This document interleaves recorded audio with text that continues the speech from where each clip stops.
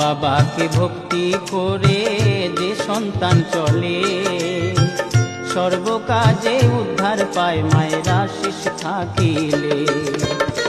ভক্তি থাকলে মুক্তি মেলে, ভক্তি থাকলে মুক্তি মেলে, গোপাল বলে তাই।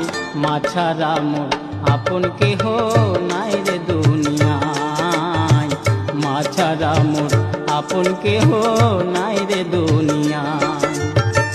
মায়ের মতো দরদিনী, মায়ের মতো দরদিনী আর তো কেহ নাই।